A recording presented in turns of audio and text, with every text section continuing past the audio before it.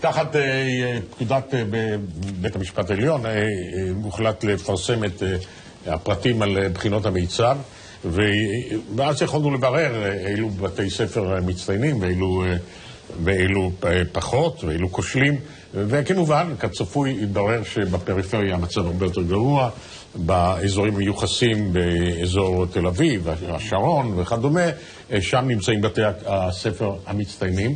והנה להפתעתנו בית ספר אחד שהוא לא נמצא בפריפריה, אבל גם בתל אביב, בערים הגדולות יש פריפריות.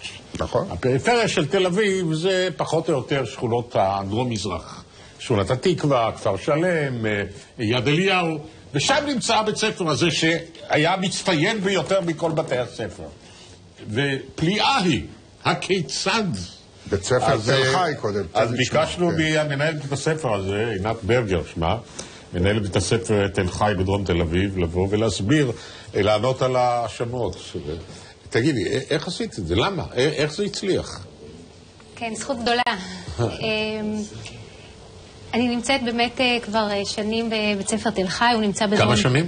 15 שנה. 15 שנים. כשהתהליך הוא למעלה מ10 שנים. אני חושבת שלי היה ברור שההשקעה צריכה להיות אצל צוות המורים.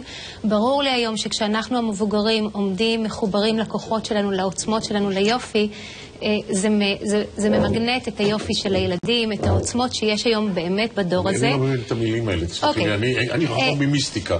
לא, זה לא מיסטיקה בכלל, זה חיבור באמת לכוח, ליופי, ליש. אנחנו יכולים היום לגשת ללקויות של הילדים, ואנחנו יכולים דווקא לגשת לתחומים שהם מצטיינים, כמו ריקוד, כמו שירה, כמו תיאטרון, רובוטיקה, כדורגל, זה הכל אותו דבר בשבילי.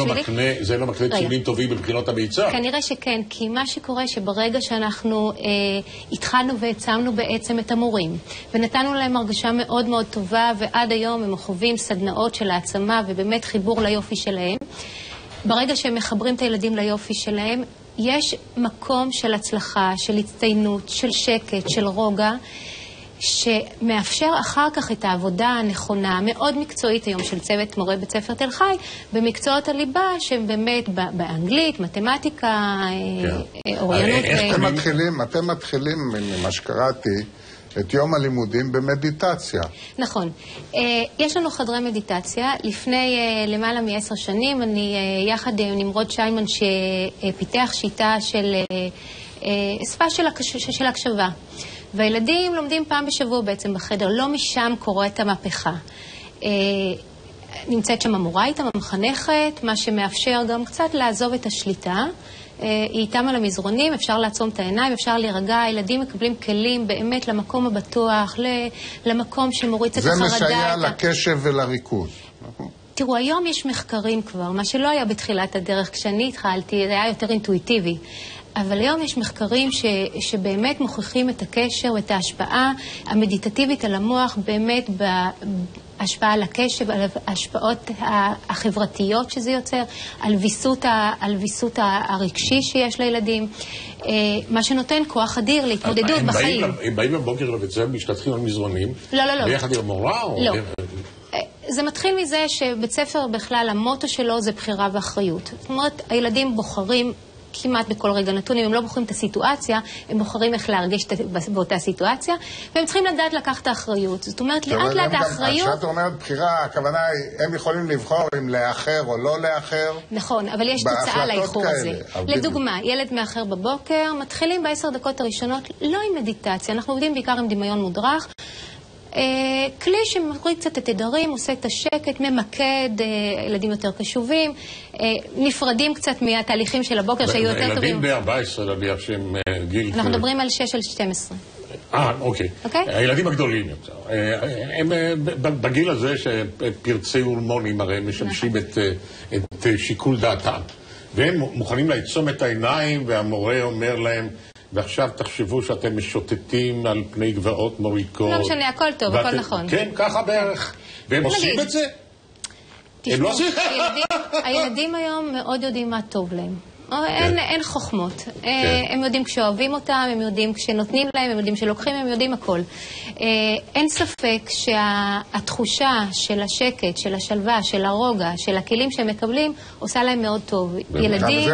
את מדברת באמת על הכלים שהם באמת פנטסטיים, זה נשמע פנטסטי, הדבר הזה, קודם כל זה הוכיח את עצמו. נכון. זאת אומרת, יש עובדות, וזה תהליך, זה לא איזה משהו שקרה בשנה אחת, אלא עובדים על זה כבר שנים רבות, ולאט לאט כולם נטמעו בתהליך, המורים, התלמידים, ההורים, כולם נטמעו בדבר הזה.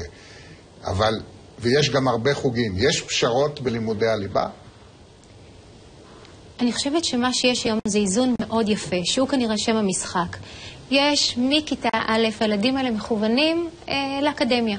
הם מכוונים, אוניברסיטה, מכללה, לימודים גבוהים, מכיתה א'. ויש אבל איזשהו איזון מאוד נכון בין המשימתיות שהיא מאוד ברורה וצוות מורים מאוד מאוד טוב, שבאמת הולך ומאוד מכוון פר ילד, כי ילדים נורא שונים ומאוד מגוונים היום.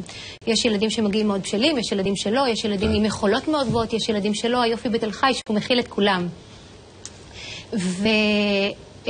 המקום הזה שבעצם מאזן בין משימה מאוד ברורה ועבודה מאוד נכונה במקצועות הליבה, יחד עם המקום שעוצר, נותן את המקום של הכבוד למצוינות שלהם בתחומים השונים, למקום של הבחירה שהם יכולים להחליט לבחור בתחומים מסוימים, הם יכולים לבחור את קצב ההתקדמות שלהם, ובעיקר לקחת את האחריות אחרי ההחלטות האלה. חבל שאנחנו לא יכולים לסיים, אבל יש רגעים מעטים של נחת.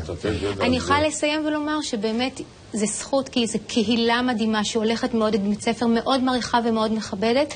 זכות נוספת היא להיות בעיר תל אביב, שבאמת משקיעה ונותנת, ואולי מאפשרת לי כמנהלת לחלום את החלומות ובאמת להגשים אותם גם. יפה מאוד, תודה. תודה רבה. מיד משהו.